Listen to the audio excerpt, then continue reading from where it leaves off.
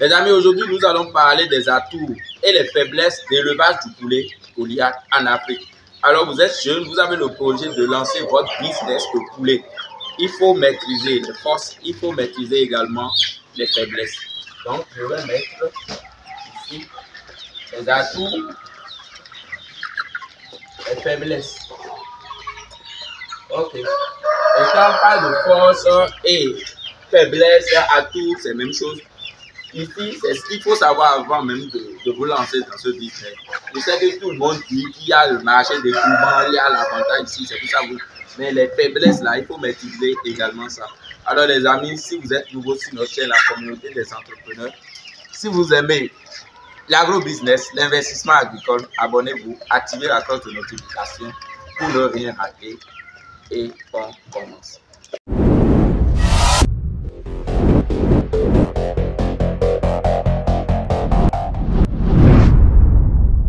Bonjour chers membres de la communauté, je suis le coach Emmanuel, agronome, un technicien supérieur. Je fais la production des poulets Goliath, je fais également l'héliciculture, l'élevage d'escargots. Mais ma spécialité aujourd'hui, c'est la production de poulets et des poussins. Alors dans cette vidéo, on va parler des atouts et des faiblesses de l'élevage de poulets Goliath. Premièrement, nous allons commencer par les atouts. Quelqu'un qui fait l'élevage du poulet, quelqu'un qui veut faire l'élevage du poulet, la personne doit s'attendre à quoi? Alors les amis, c'est une forte demande. Il y a une forte demande de viande de poulet sur le marché. Les amis, la viande de poulet occupe la deuxième place des viandes consommées au monde, derrière la viande de porc. Donc, quand on fait la production de poulet Goliath, sincèrement, il y a de demandes. Tout le monde veut consommer aujourd'hui une viande de qualité. Je veux avoir une idée sur ce que je mange, d'où ça vient, qui a fait ça. Donc, ce qui fait que la viande de poulet Goliath aujourd'hui commence à cailler le terrain. Comparativement aux viandes importées, où vous n'avez même pas l'idée de qui a élevé ce poulet, la date où on a abattu ces poulets. Donc, quand vous faites l'élevage de poulet Goliath aujourd'hui, le marché est disponible. Tout le monde veut consommer cette viande de poulet Goliath, ce qui représente une opportunité, donc un atout pour vous. Après, nous allons parler de faible coût d'alimentation.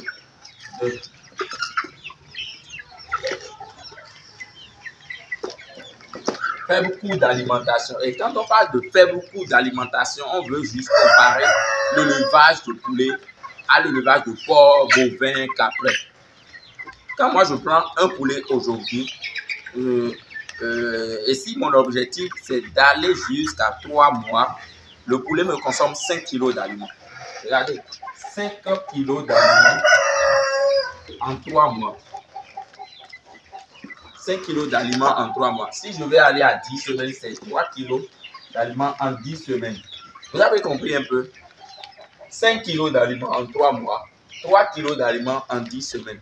Mais si on prend l'élevage de porc, je sais que le porc va consommer plus de 5 kg en 3 mois. Et les autres bovins, caprins, ça dépasse les 5 kg. Donc, vous pouvez vous lancer dans l'élevage de poulet et rentabiliser en bref délai. Par contre, quand vous faites le porc, vous faites bovin, vous faites caprin, ça prend énormément 6 mois, 7 mois de l'autre côté et vous dépensez même plus en alimentation. Même si vous voulez faire le porc 3 mois, 3 jours, 3 heures, comme ça, c'est ça, non? Je pense que c'est 3 mois, 3 semaines, 3 jours. Oui. Quand vous voulez faire ça, les amis, le porc va consommer plus de 3 kg d'aliments. Donc ici, nous avons faible coût d'alimentation par rapport aux autres élevages. C'est ça, il faut comprendre. Ok. Troisième, ici, nous avons croissance rapide. Et quand on parle de croissance rapide, c'est comparativement à l'élevage de porc souvent, parce que c'est l'élevage de porc qui coiffe notre business ici. Quand on parle d'élevage de poulet, c'est l'élevage de porc qui occupe la première place. C'est la viande de porc, la population consomme plus que la viande de poulet. Donc quand je parle ici, les amis, je suis en train de comparer l'élevage de poulet par rapport à l'élevage de porc. Donc il y a la croissance rapide de porc. Oui. Donc, il y a la croissance rapide de poulet ici.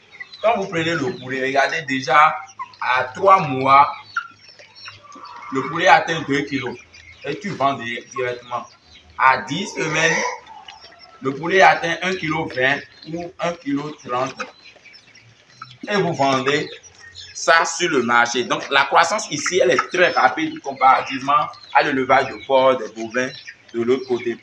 Et ici, nous allons parler de notre quatrième pouvoir. Quatrième atout ici, c'est facile. L'élevage de poulet Goliath, c'est facile. Sincèrement, moi, je dis c'est très facile. Tu prends le poulet, tu démarres le poulet, tu donnes l'aliment de démarre, l'aliment de croissance, tu respectes la population et tu obtiens les résultats. Vous allez voir que plein de personnes, plusieurs personnes sont dans l'élevage de poulet aujourd'hui parce que c'est facile. Juste, il faut avoir juste la connaissance au niveau des poulets, maîtriser la population, maîtriser l'alimentation, votre marché d'écoulement et vous allez gagner énormément. Voici les 4 choses qu'il faut savoir avant de vous lancer dans la production de poulet. Et tout ça, on les appelle les atouts. Nous avons parlé premièrement de demande, une forte demande au niveau de la demande. Fait beaucoup d'alimentation, les amis. La croissance rapide des poulets aujourd'hui. Et quoi? Facilité. Oui, et quoi? C'est facile de faire l'élevage de poulet comparativement à l'élevage de porc.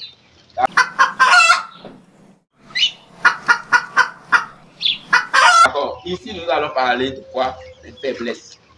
Alors quand on parle de faiblesse ici, nous allons parler de la concurrence. Ah oui. Ici nous allons parler de quoi?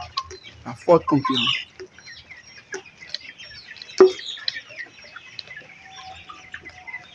Donc les amis, il y a une forte concurrence au niveau de la production de poulet. Vous savez, l'Afrique de l'Ouest, nous importons énormément de viande congelée de poulet. Les cuisses de poulet. Il y a tellement de poulets qui sont sur notre continent, qui viennent de l'Europe, Brésil, les États-Unis et Thaïlande aussi est dedans. Donc toi, si tu es au Bénin ou bien en Afrique, tu veux faire l'élevage de poulet, il faut t'attendre à ça. Le prix sur le marché des produits importés, vraiment ça ne nous encourage pas à produire.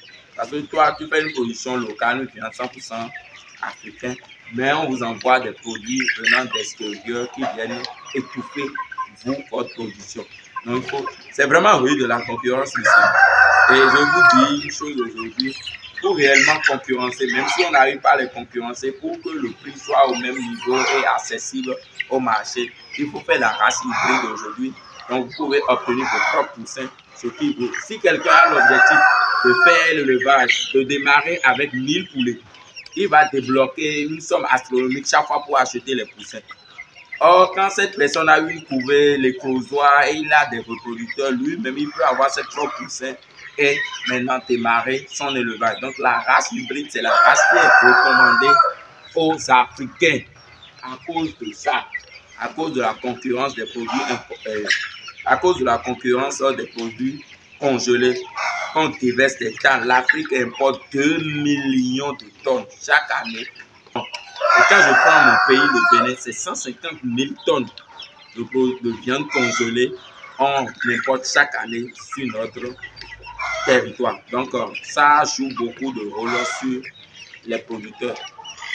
Maintenant, nous allons parler de la disponibilité aussi.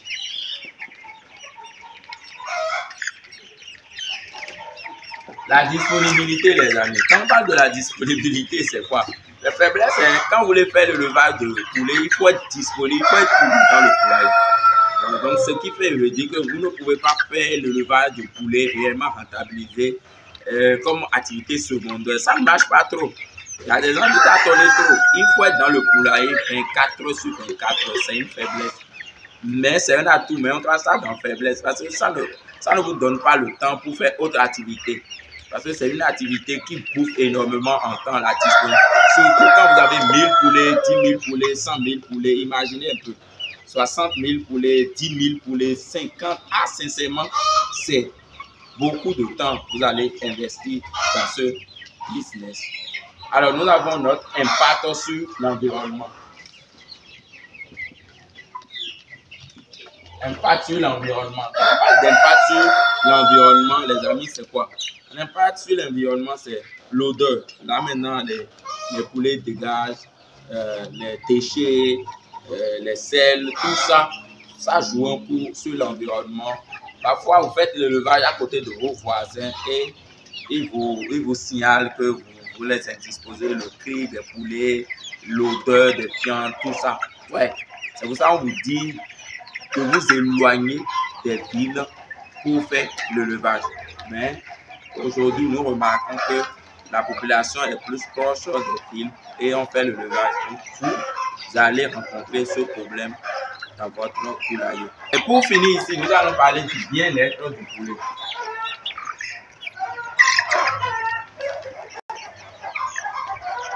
Le bien-être des poulets. Quand on parle de bien-être des poulets, c'est quoi?